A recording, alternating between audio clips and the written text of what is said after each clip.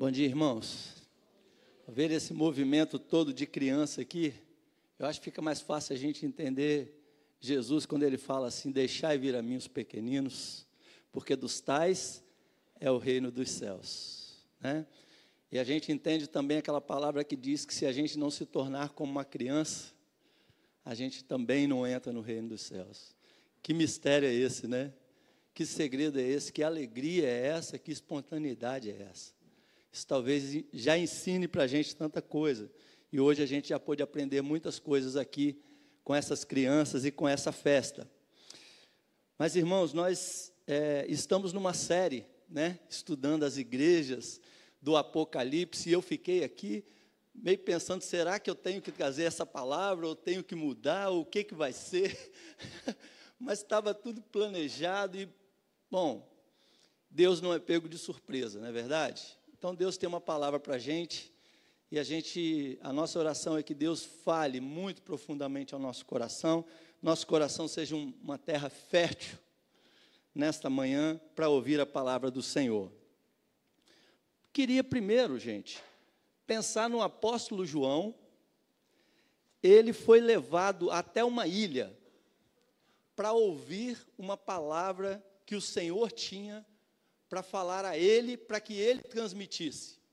João, então, foi levado para uma ilha chamada Pátimos. O apóstolo João foi levado para essa ilha.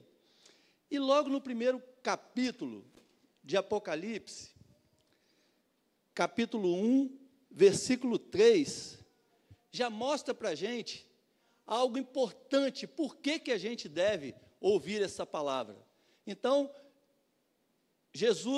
Deus dá uma visão a João, uma visão de Jesus, uma revelação de Jesus Cristo, que Deus deu para mostrar aos servos. Deus falou para João transmitir aos servos.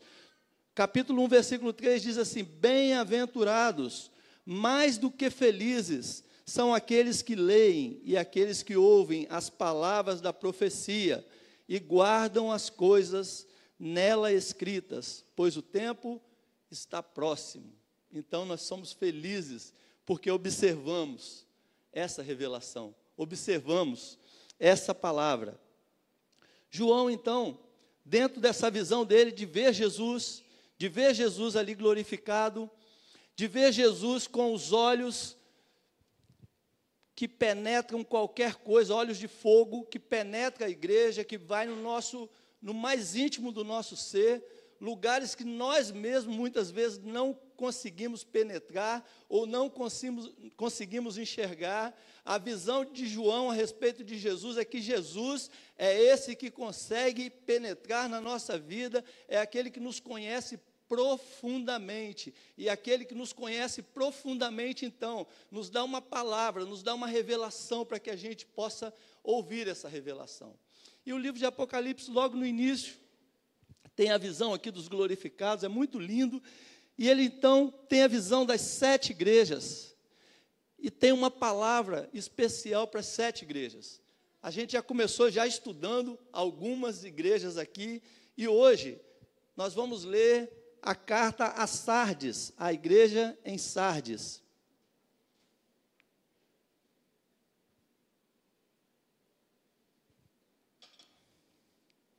Capítulo 3, versos de 1 a 6. E a palavra do Senhor diz assim: ao anjo da igreja em Sardes escreve: estas coisas diz aquele que tem os 7 Espíritos de Deus e as 7 estrelas. Conheço as tuas obras, que tens nome de que vives e estás morto. Sê vigilante e consolida o resto que estava para morrer, porque não tem achado íntegras as tuas obras na presença do meu Deus. Lembra-te, pois, do que tens recebido e ouvido, guarda-o e arrepende-te. Portanto, se não vigiares, virei como ladrão, e não conhecerás de modo algum em que hora virei contra ti. Tens, contudo, em Sardes umas poucas pessoas que não contaminaram as suas vestiduras e andarão de branco junto comigo, pois são dignas. O vencedor será assim vestido de vestiduras brancas, e de modo nenhum apagarei o seu nome do livro da vida. Pelo contrário, confessarei o seu nome diante de meu Pai e diante dos seus anjos. Quem tem ouvidos, ouça o que o Espírito diz às igrejas. Louvado seja o nome do Senhor pela sua palavra.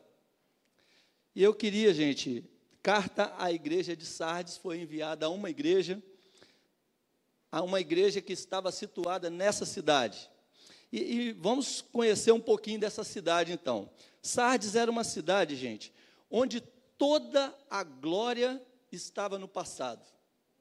Toda a glória de Sardes, todos os bons momentos, tudo aquilo que ela tinha vivido de glória, tinha ficado no passado. Eu acho que a gente já começa sendo visitado o nosso coração. Será que nós vivemos coisas melhores? Será que muitas vezes a gente fica aguardando um dia para frente, quando a gente dá mais 2, 3 passos para frente e a gente percebe que a gente era feliz e não sabia, que a gente viveu momentos felizes e não sabia, porque não soubemos aproveitar o momento que estávamos vivendo, e a gente já começa, então, a pensar nessa igreja. A glória de Sardes estava no passado. Ela foi a capital de Lídia, no século VII a.C. Era uma das cidades mais magníficas do mundo nesse tempo. Ela era situada no alto de uma colina, a uns 500 metros, vamos desenhando aí na cabeça, tá, gente? Com muralhas e fortificadas. Ela tinha precipícios no entorno da muralha, precipícios grandes. Então, ela estava num lugar onde ninguém podia subir as suas muralhas, porque era íngreme o local, e além de íngreme, nas encostas tinham muralhas fortificadas. Essa cidade, então, ninguém podia escalar esse muro. Essa cidade, ela se sentia muito segura. Ela dizia, ninguém pode me atacar, ninguém pode chegar a mim. Ela era próspera, produzia ouro, prata, pedras preciosas, lãs, tecidos. A cidade foi invadida de noite, gente. Apesar de todo esse poderio, ela foi invadida de noite enquanto os soldados dormiam. O inimigo penetrou com o seu exército por um buraco na muralha. Ela era intransponível, mas havia um buraco, havia uma passagem por ali, e por ali entrou um exército inimigo.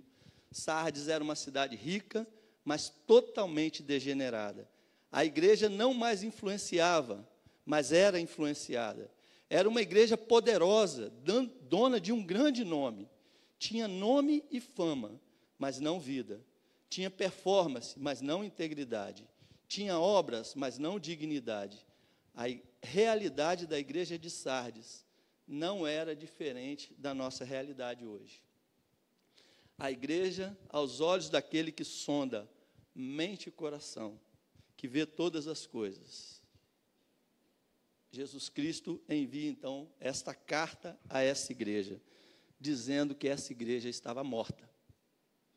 Essa igreja que estava nessa cidade, essa igreja que tinha tudo para ser uma igreja tão próspera, essa igreja estava morta. Não sei quantos de vocês já ouviram essa ilustração, mas diz que certo pastor, ao ver que a igreja que pastoreava em um profundo estado mesmo, dormindo espiritualmente, negligenciando a palavra, desobedecendo aos preceitos de Deus, esse pastor virou para a congregação e disse o seguinte: no próximo domingo nós vamos fazer um grande velório aqui, nós teremos um velório aqui na igreja. E aí veio todo mundo, então, no domingo seguinte, preparado para o velório, que o pastor tinha anunciado. E quando chegaram no domingo seguinte, tinha um caixão na frente, e as pessoas iam chegando, então, e vinham andando, chegavam na frente, olhavam para o caixão, para dentro do caixão, e aí voltavam para os seus bancos. E não foram poucas as pessoas que saíram daquela cena chorando e chorando muito. E ali, naquele caixão, não tinha um morto, não tinha um esquife, não tinha um defunto ali, mas o que tinha ali era um espelho. E cada pessoa que olhava para o fundo do caixão, ele via a si mesmo. Nós somos essa igreja. As pessoas de Sardes, as pessoas que compunham aquela igreja, elas eram a igreja. E quando elas olhavam, elas viam o seu rosto refletido ali dentro do caixão. Estava morto. Versículo 1 desse capítulo 3. Ao anjo da igreja em Sardes escreve: estas coisas diz aquele que tem os 7 Espíritos de Deus e as 7 estrelas. Jesus não somente vê, ele controla a igreja, ele é o dono da igreja. Queria que a gente pensasse em algumas realidades que Jesus aponta nesta carta aqui. Primeira coisa que já foi falada, essa igreja está morta. Versículo 1, conheço as tuas obras, que tem nome de que vives, estás morto. Como nas outras cartas, aquele que estava no meio dos candeeiros, ele conhecia perfeitamente o coração. Nós, a igreja, nós estamos diante daquele que nós não podemos enganar. Mas aqui, esta igreja, ela estava morta, mas ela vivia de aparências, porque diz o seguinte: ela tem nome de que vive, mas ela está morta. Ela vive de aparências, e aparências enganam os outros. E isso é tão forte, gente, que muitas vezes a aparência engana nós mesmos. Nós mesmos acreditamos muitas vezes na fantasia que nós criamos. Muitas vezes nós projetamos aquilo que nós deveríamos ser e não naquilo que nós somos. E nós somos tão bons nisso que muitas vezes nós mesmos acreditamos na mentira que nós contamos. E essa igreja era assim, ela tinha nome de que vive, de que vivia, ela tinha nome, mas ela estava morta. Enganava todo mundo, enganava a si mesmo, mas não engana aquele que vê todas as coisas, aquele que nos contempla, aquele que vê o coração. Viver de aparência é o rótulo que não denuncia o conteúdo. O rótulo está anunciando uma coisa, mas o conteúdo é outro. Quantas igrejas quantas pessoas estão no hall de membros de suas igrejas, mas estão mortos, não tem mais comunhão com o Senhor, não conseguem mais buscar o Senhor, conseguem orar quando estão na presença das pessoas, conseguem orar quando estão na igreja, mas não conseguem fechar a porta do seu quarto e orar ao Senhor, e clamar ao Senhor, e ter intimidade com esse Deus. Então, espiritualmente, quantas vezes nós temos nome de que vivemos, fazemos parte de um corpo, mas na verdade estamos mortos. Como essa igreja. Existe um olhar do mundo, gente. O olhar do mundo pode nos ver como vivos. Existe uma performance que muitas vezes nós queremos alcançar, nós queremos viver dentro dessa performance, mas Deus é aquele que olha para a nossa essência. Deus é aquele que olha para dentro de nós. Quantas vezes buscamos reputação ao invés de caráter? Reputação é aquilo que as pessoas veem em nós. Caráter é aquilo que nós verdadeiramente somos.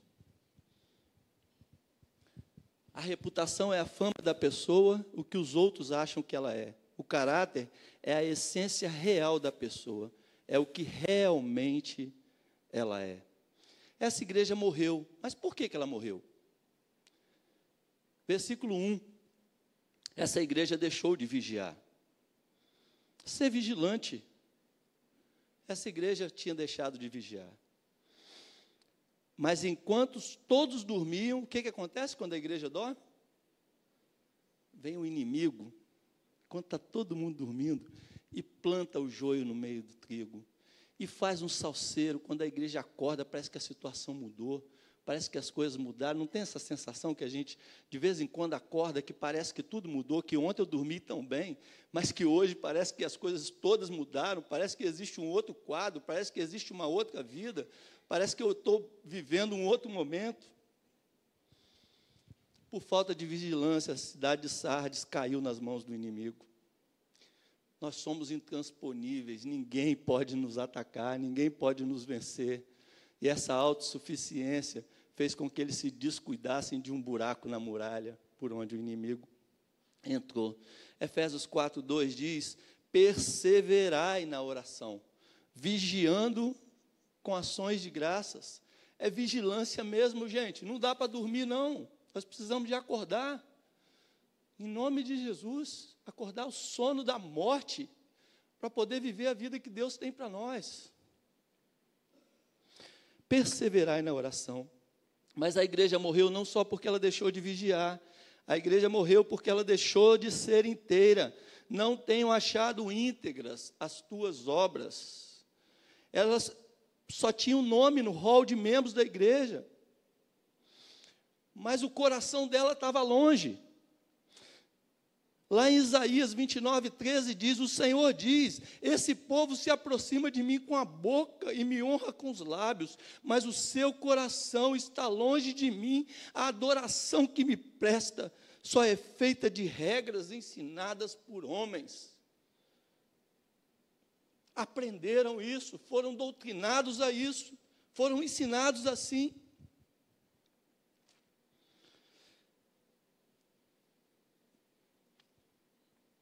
Para ter reputação de que ela era uma igreja viva, parece que ainda havia algum tipo de atividade nela.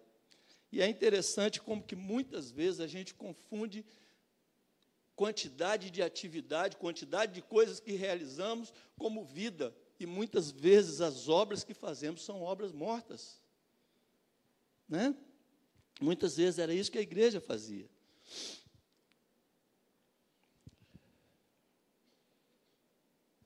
É possível fazer coisas certas com motivações erradas.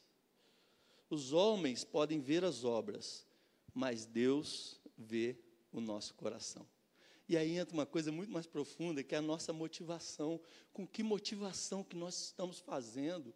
O que vai no nosso coração quando a gente está realizando alguma coisa? É para se justificar diante de Deus?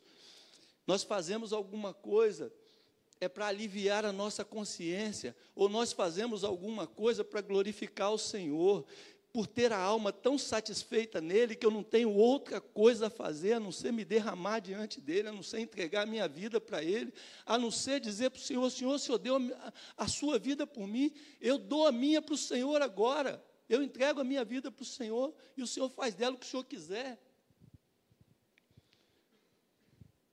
Mas em terceiro, a igreja deixou de vigiar, morreu porque deixou de vigiar, morreu porque deixou de ser inteiro, e morreu também porque deixou se contaminar. No versículo 4, diz assim: tens, contudo, em Sardes, umas poucas pessoas que não se contaminaram. A maioria tinha se contaminado. A maioria tinha se contaminado nesse faz de conta. A maioria havia se contaminado por causa do pecado.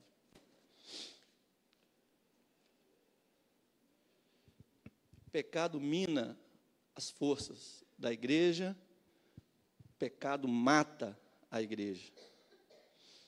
Com esse diagnóstico de morte, gente, o que fazer então? Clamar a Deus. A igreja precisa de se revitalizar e reavivar. Quem está morto precisa de vida. E vida nós não conseguimos produzir, nós podemos produzir ações, mas vida quem produz é Deus. Então, se nós queremos vida, nós temos que clamar a Deus. Se nós queremos vida, a agenda tem que ser agenda de oração, tem que ser agenda de clamor, tem que ser agenda de vigília, tem que ser clamor o tempo inteiro, para que Deus visite, para que Deus nos visite, e para que Deus traga de fato um avivamento. Deus avive aquilo que está morto. Ezequiel 37, de 1 a 14, nos diz do vale de ossos secos. Existia um vale de ossos, e os ossos estavam sequíssimos. E aí, então, o Espírito pergunta: poderá reviver esses ossos? Ezequiel, então, vê a maravilhosa obra de Deus, onde vê a carne chegando, preenchendo os ossos, né? Tudo, ali já estava um exército pronto, mas um exército de cadáver. Era preciso de que soprasse neles o hálito de vida. Era preciso que o Espírito Santo viesse de todas as direções para encher aqueles ossos de vida. Muitas vezes nós estamos precisando dessa vivificação de Deus, desse mover de Deus, desse agir de Deus, que vem para transformar a nossa vida, que vem para aquecer a nossa vida. Quem está morto vai reviver, quem está quebrado, Deus não vai esmagar quem está quebrado, não, mas Deus vai pegar e vai fazer com que você se torne tudo aquilo que Ele sonhou para você, tudo aquilo que Ele sonhou para você, como diz o Estênio, né? Ele não esmaga a cana quebrada. Diz a palavra, o Estênio fez uma música em cima disso, e ele disse assim, poxa, eu tenho tantas desculpas para dar, tantas coisas para falar diante de Deus, mas Deus diz, não, vem na minha direção, me estende a mão e me levanta, e diz assim, aquele que eu sonhei um dia, se tornará naquilo, aquele que eu amei um dia, se tornará naquilo que eu sonhei. A cana que estava quebrada, se firmou de pé, e a brasa é uma labareda. É isso que Jesus vem fazer na nossa vida, nos transformar para a glória do Senhor. Mas isso é uma ação de Deus. Nós não podemos produzir. A igreja precisa revitalizar e reavivar. 2 perguntas. Eu acredito? Segundo, é possível isso acontecer? Para que haja esse avivamento, é preciso lembrar, versículo 3, lembra-te, pois, do que tens recebido e do que tens ouvido. A cidade tinha um passado glorioso, a igreja deve se lembrar das bênçãos que ela recebeu, daquilo que ela viveu lá atrás, daquilo que ela experimentou de Deus. E eu fico pensando, muitas vezes, eu sou uma pessoa que eu olho muito para trás, para um momento da minha vida onde eu experimentei muito mais. E eu fico pensando, Deus, talvez eu quisesse voltar àquele momento, mas Deus tem algo muito maior para a gente daqui para frente. O olhar para trás tem que me encorajar a buscar com o mesmo ardor, com a mesma força, e nós veremos coisas maravilhosas. Jeremias 33:3 diz, clama a mim e responder-te-ei e anunciar-te-ei coisas grandes e ocultas que você não sabe, coisas novas que Deus tem para nós, coisas novas que Deus tem para nós. A igreja deve lembrar-se de todas as bênçãos. É preciso lembrar, se esquecermos da palavra de Deus e da salvação do pecado, cairemos facilmente no pecado. É uma volta para a palavra de Deus. Todo avivamento começa com uma volta para a palavra de Deus. Pedro diz o seguinte, porque estas coisas existindo em vós e em vós aumentando, fazem com que não sejais nem inativos, nem infrutuosos no pleno conhecimento de nosso Senhor Jesus Cristo. Pois aquele a quem estas coisas não estão presentes é cego, vendo só o que está perto, esquecido da purificação dos seus pecados de outrora. Precisamos relembrar, é preciso lembrar. Lembra-te, pois, do que tens recebido e do que tens ouvido. Fica ligado no que Deus está falando. É preciso uma segunda coisa, é preciso vigiar. Versículo 3 ainda. Se não vigiares, o que vai acontecer? Virei como um ladrão e não conhecerás de modo algum em que hora virei. Não adianta você pensar que você é intransponível, porque existem brechas e que o inimigo entra por ali e ciranda a nossa vida e nos destrói. O diabo vem para matar, para roubar e para destruir. É isso que o diabo está fazendo. A gente não precisa ir longe para ver famílias sendo destruídas, para ver lares sendo arrebentados por causa do diabo. E eu li um versículo essa semana que me calou de forma diferente.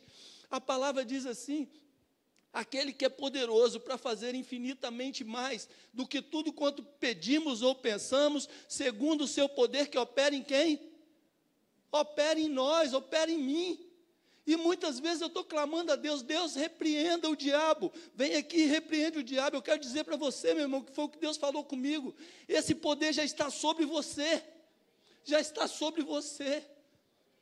esse mesmo poder, e nós podemos repreender o diabo em nome de Jesus, e temos a certeza, não está em nós, mas é no poder do nome de Jesus, é no poder do sangue de Jesus. O vaso continua sendo de barro, mas a essência é maravilhosa, a essência é de Deus.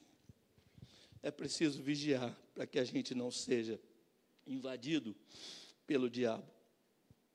É preciso guardar, terceiro lugar, guarda-o, versículo 3 ainda. Guarda-o. Lembra-te, arrepende, guarda-o. Guardei no coração a tua palavra. Para quê? Para não pecar contra o Senhor. É preciso guardar, gente, não basta só ouvir. Se você ouvir a palavra, você vai ficar 10 anos, 20 anos, 30 anos ouvindo a palavra. Se você não guardar no seu coração e não colocar em prática, você vai estar perdendo tempo. Em nome de Jesus, guarda essa palavra.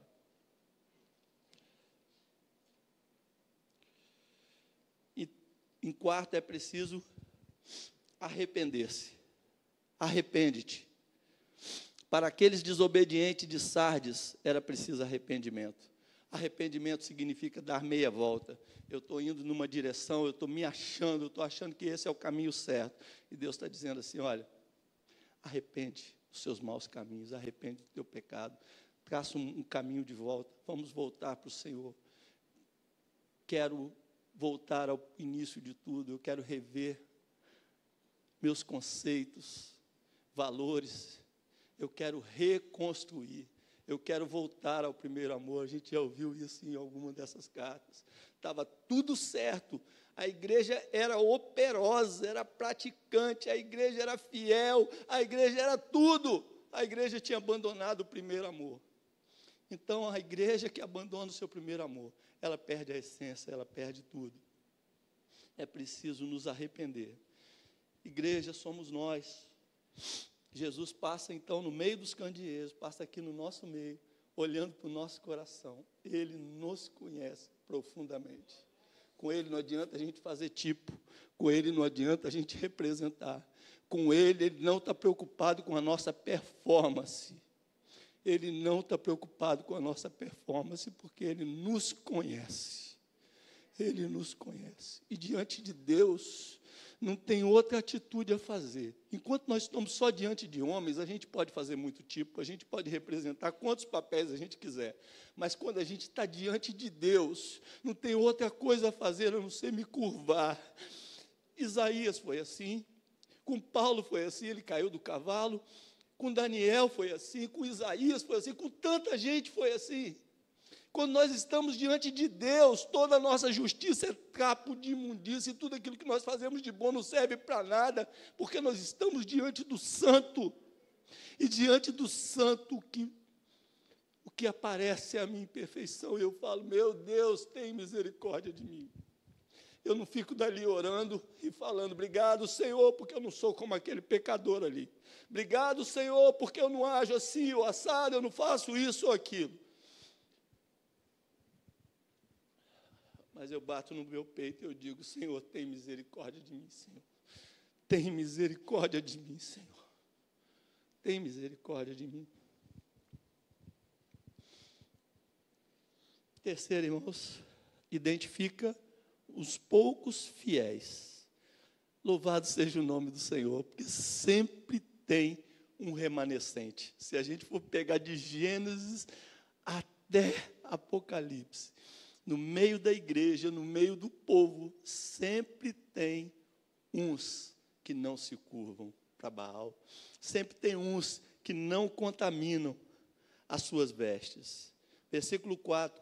Tens, contudo, em Sardes, umas poucas pessoas que não contaminaram as suas vestiduras e andarão de branco junto comigo, pois são dignas. Pessoas que estavam no mundo, mas que o mundo não estava dentro delas. E aqui, gente, eu queria pensar,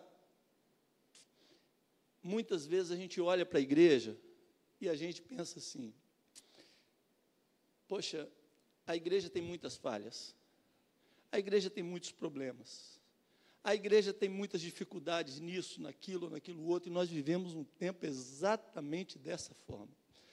Mas eu quero dizer que quantas vezes, quando nós temos essa visão do que é a igreja, e nós sabemos naquilo que a igreja está errando, e nós sabemos aquilo que a igreja deveria fazer certo, eu quero dizer para você que Deus quer te usar para fazer mudança nessa igreja, porque Ele está te dando uma visão, não é para você ficar de fora da situação, criticando aquilo que está acontecendo, mas é para você se envolver, é para você colaborar, é para você cooperar na obra que está sendo feita. A igreja precisa ouvir aquilo que você pensa que está errado.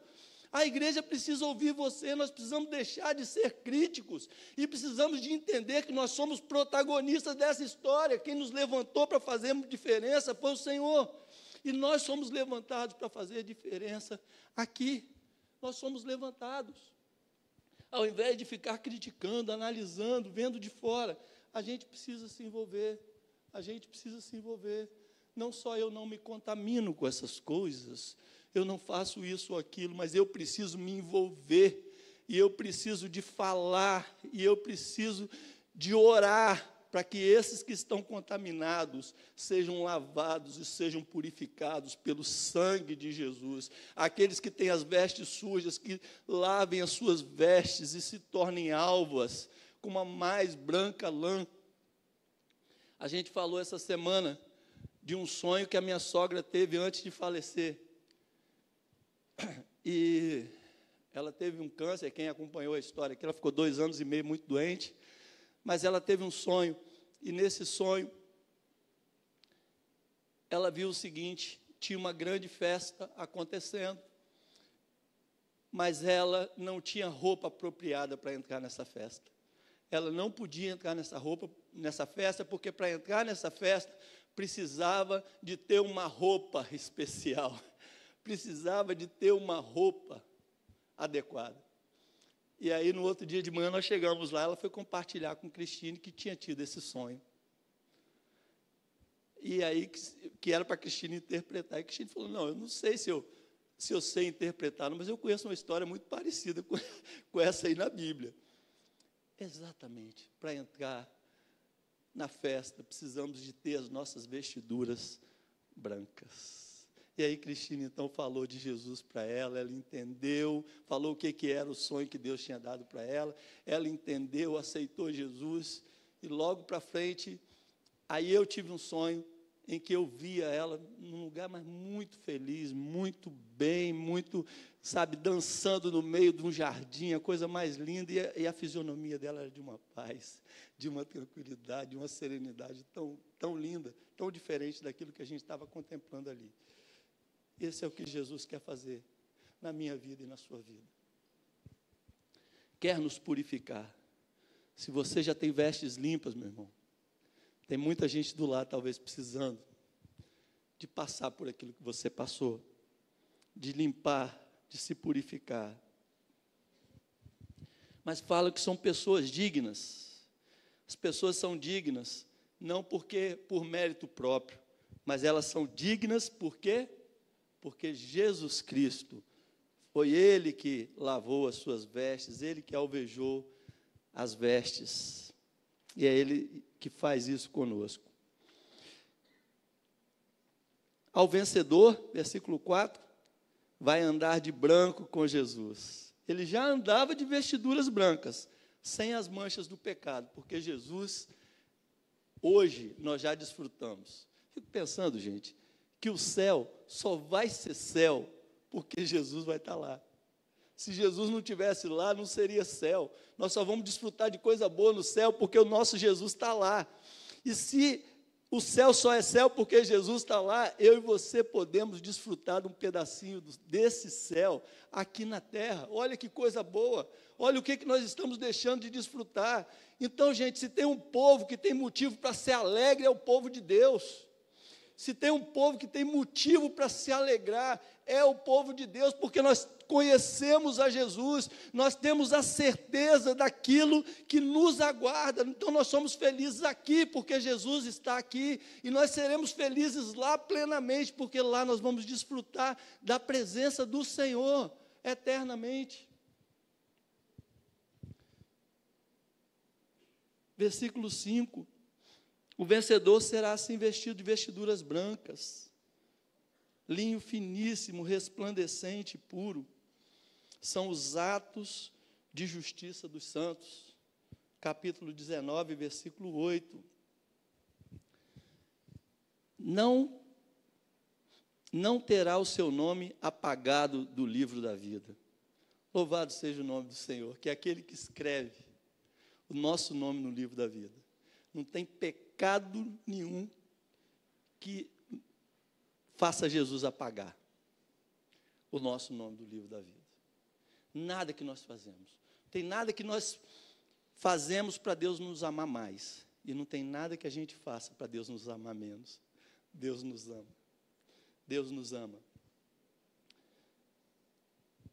Jesus confessará o seu nome diante do Pai e diante dos seus anjos. Isso aqui, na verdade, ele está cumprindo uma promessa, né? Jesus prometeu confessar diante do Pai todo aquele que confessa o nome dele diante dos homens.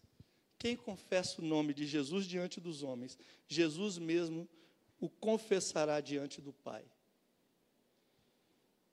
Irmãos, quem tem ouvidos para ouvir, ouça o que o Espírito diz às igrejas. Essa carta, ela não ficou esse tempo inteiro aqui registrada na palavra. Não foi uma palavra só para aquele momento lá, mas é uma palavra para nós hoje. Que Deus nos abençoe para que a gente seja tudo aquilo que Deus sonhou para a gente. Tudo aquilo que Deus sonhou para essa igreja. Que a gente não seja menos. Tem muita gente no afã de experimentar de Deus, às vezes vão tão além da palavra de Deus.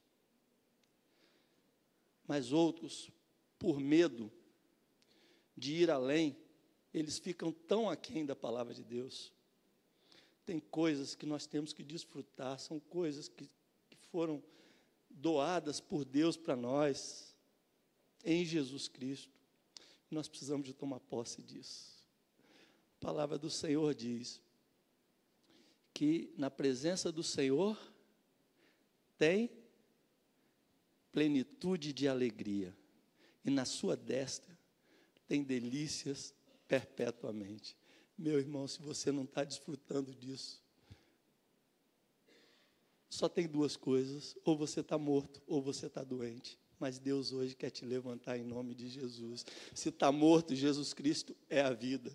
Se você está doente, Jesus é a cura. Se você está cativo, Jesus é aquele que veio nos libertar de todo o cativeiro, veio quebrar as algemas. Jesus Cristo está aqui nesta manhã. Jesus Cristo está aqui nesta manhã. Vamos orar. Senhor Jesus, louvado seja o nome do Senhor. Obrigado, Deus, por esta palavra que antes, meu Deus, falou tanto ao meu coração. Eu quero pedir ao Senhor, Deus, que o Senhor me transforme, Deus, como igreja do Senhor que eu sou. Transforme, meu Deus, essa igreja, essa comunidade aqui, que são pessoas lavadas e remidas no sangue de Jesus. Meu Pai, que sejamos tudo aquilo que o Senhor sonhou para nós, que cumpramos, Deus, o propósito do Senhor, que tudo aquilo que o Senhor idealizou desde lá de trás, meu Deus, através do povo de Israel, meu Deus, o Senhor quer realizar através da igreja do Senhor no nosso tempo presente. Meu Deus, dá que a gente seja igreja, Pai, igreja de fato, Senhor, e de verdade.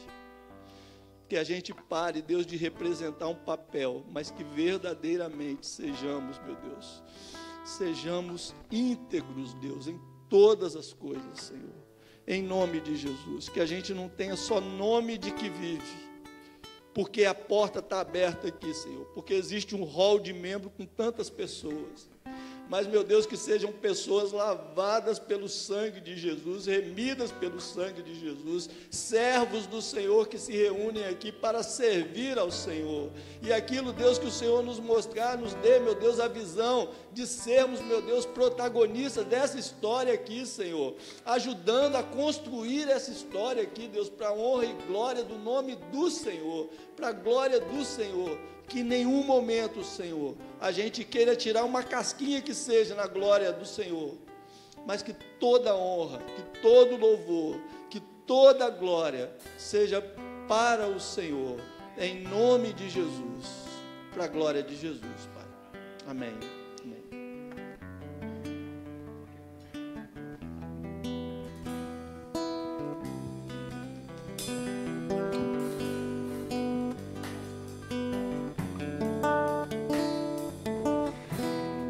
Você a se colocar em pé um pouquinho, para a gente cantar esse último cântico. Pelo menos é aquilo que está lá no meu coração, vou dizer para o Senhor nessa manhã. Eis-me aqui, Senhor, mais uma vez. Diante disso tudo que o Senhor me falou aqui nessa manhã, eu quero me derramar diante do Senhor. Fiquei como dica para você orar ao Senhor também através dessa canção. Eu creio que é o que está lá dentro de você também, porque Deus nos falou com certeza. Eis-me aqui.